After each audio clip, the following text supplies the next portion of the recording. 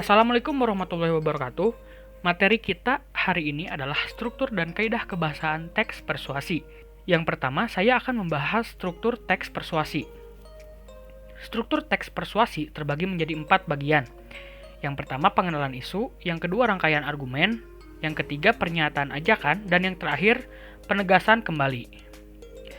Mari kita bahas poin demi poinnya.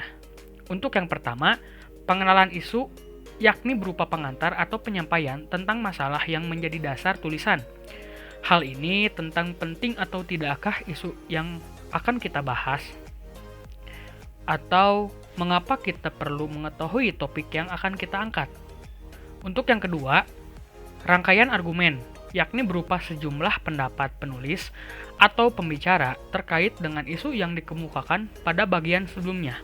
Hal ini mengaitkan pendapat dengan fakta yang ada. Untuk yang ketiga, pernyataan ajakan, yakni sebagai inti dari teks persuasi yang di dalamnya dinyatakan dorongan kepada pembaca atau pendengarnya untuk melakukan sesuatu. Pernyataan ajakan ini merupakan struktur inti dalam teks persuasi, karena teks persuasi bertujuan untuk mengajak. Oleh karena itu, pada teks persuasi memang seharusnya ada pernyataan ajakan ini. Lalu pernyataan ajakan ini juga bisa bersifat tersirat. Misalkan ada argumen yang memperkuat suatu ajakan. Untuk yang terakhir, yaitu penegasan kembali. Penegasan kembali atas pernyataan-pernyataan sebelumnya, yang biasanya ditandai oleh ungkapan-ungkapan seperti demikianlah, dengan demikian, oleh karena itulah.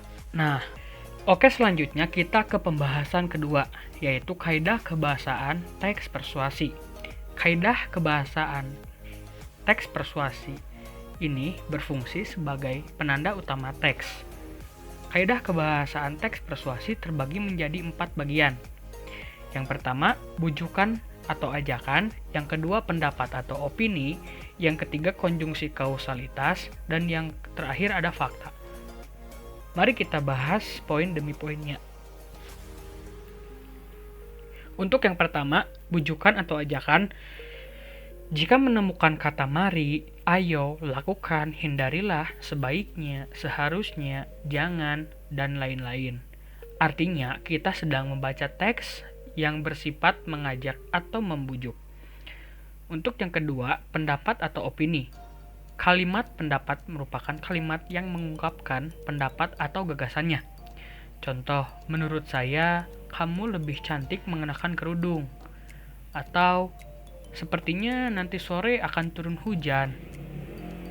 Untuk yang ketiga, konjungsi kausalitas. Konjungsi yang sering digunakan dalam teks persuasi adalah agar, supaya, untuk, hingga, maka, sehingga, sampai, dan lain-lain. Untuk yang keempat, ada fakta. Fakta ini mengajak seseorang, tentunya kita buktikan dengan sesuai fakta sebagai alasan kuat dalam memengaruhi orang lain dengan mudah. Oke, sekian materi kita hari ini tentang struktur dan kaidah kebahasaan teks persuasi.